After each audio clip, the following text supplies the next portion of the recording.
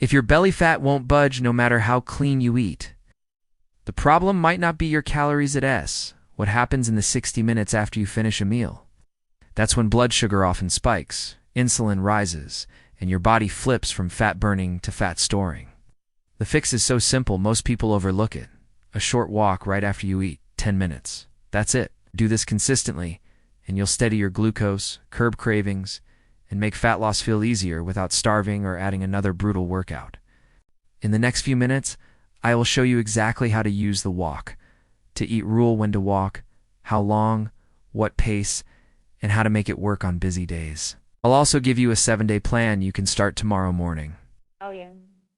And at the end, I'll share the one mealtime tweak that doubles your results. Let's go. First, why walking after meals works so well. When you eat, glucose rises. That's normal. But big spikes trigger a big insulin response, and insulin's job is to store energy, especially in the places you don't want it. Belly, love handles, hips. Your muscles are the largest sink for glucose in your body.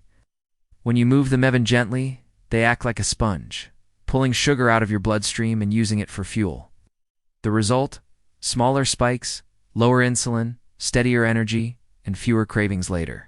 You didn't change your meal. You changed what your body did with it. Here's the rule. Finish eating, then walk within the next 30 minutes. Aim for 10 minutes at a conversational pace. That's it. Not power walking, not jogging. If you can talk, you're doing it right. If 10 minutes feels like a lot, start with 3 minutes. Even a few minutes helps, but 10 is the sweet spot most people can stick to. Let's break it down meal by meal so it fits real life. Breakfast. Most people skip movement here and pay for it with a 10 a.m. crash. Try this instead. Eat a protein-forward breakfast: eggs, Greek yogurt, or a shake, then stroll for 10 minutes. If you're a coffee person, have the coffee with or after food, not on an empty stomach. You'll notice 2 things. You stay full longer, and the mid-morning snack urge quiets down. Lunch. This is the sneaky one. You eat, sit back down, and keep working. 2 hours later, you want sugar and caffeine. Swap that habit. Set a 10-minute timer and walk the hallway, the parking lot, around the block, or on a treadmill pad if you have one. If you're in back-to-back meetings, do a 3-minute loop right away and another 3-minute loop when you get up to use the restroom. Micro-walks add up. Dinner. Evening is where this rule shines. Big dinners, late dinners, and I'll just sit for a bit, lead to bigger spikes and worse sleep. Eat a smaller, balanced dinner: protein, healthy fat, and fiber-rich veggies, then walk. Around the building, on the treadmill, down your street, even inside your home. 10 minutes puts you on a much better track for the night, and it helps with cravings that usually hit around 9 p.m.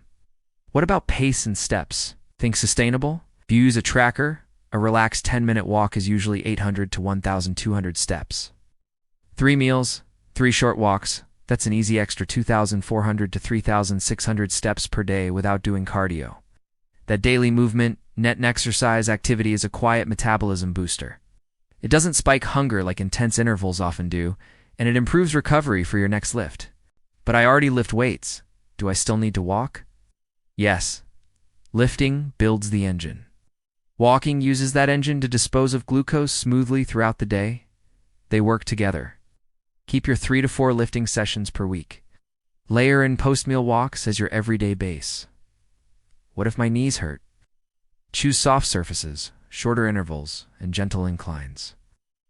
Indoors works 2 hallway laps, mall walking, treadmill at 1 to 2% incline.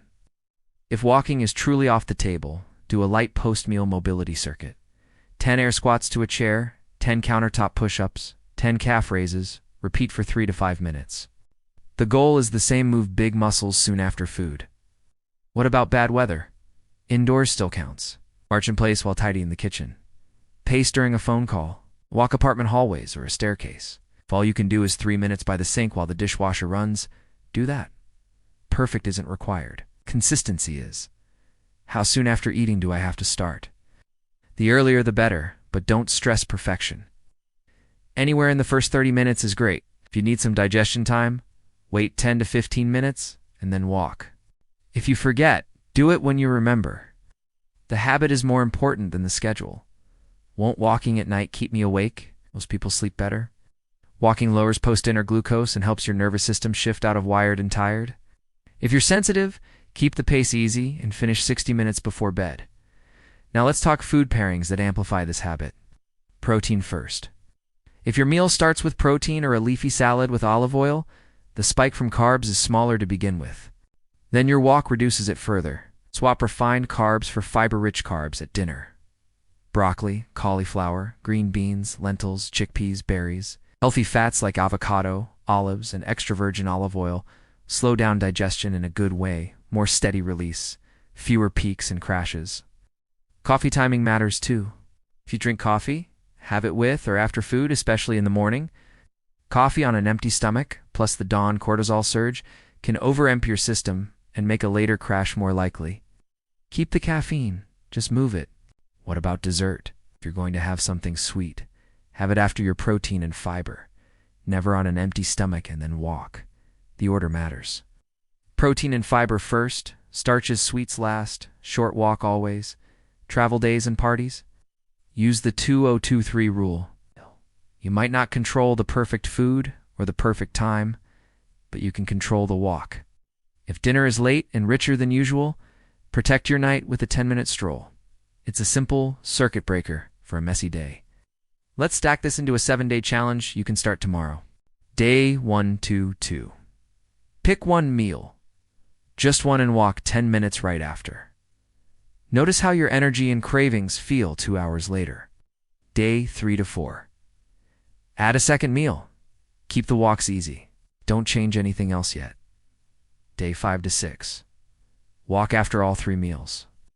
If 3 is too much, do 2 meals and add 1 3-minute mini walk after the third. Day 7. Keep the walks and layer in 1 food order tweak. Protein or salad first at lunch and dinner. That alone makes your walks more effective. What should you track? Keep it simple. Write down 3 things for a week. Did you walk after the meal, yes or no? How your energy felt 2 hours later, steady or crash, and your evening cravings. Low, medium, or high. Optional. Note your weight, waist, or average weekly steps. You'll start to see patterns, certain meals or times that create crashes and cravings, and how quickly the walks smooth them out. Common roadblocks and quick fixes. I forget. Set a 10-minute timer as soon as you put your fork down.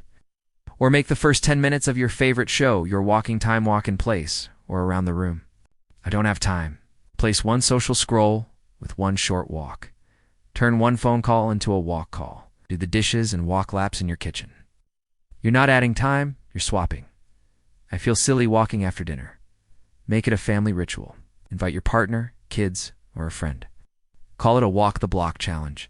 People stick to what feels social. They get hungry later at night. Check 2 things.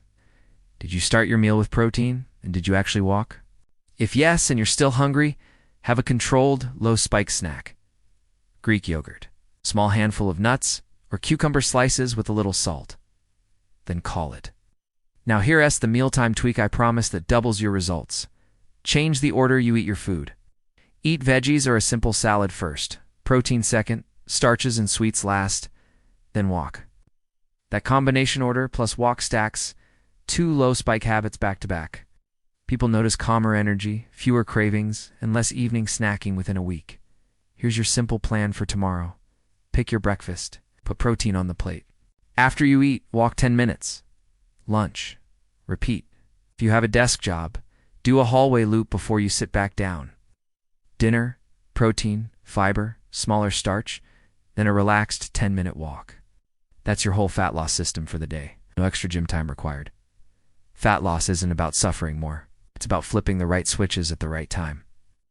Walk to eat is one of those switches, simple and free. Do it for 7 days and watch what happens to your energy, your cravings, and the way your clothes fit. If this gave you a practical aha, tap like and subscribe to From Heavy to Healthy for daily no BS strategies that work in real life. Tell me in the comments, which meal are you choosing for your first post-meal walk, breakfast, lunch, or dinner? And don't miss the next video, Protein First Breakfast. Stop the 10 a.m. crash. Pair it with this, and you'll feel the difference in 48 hours.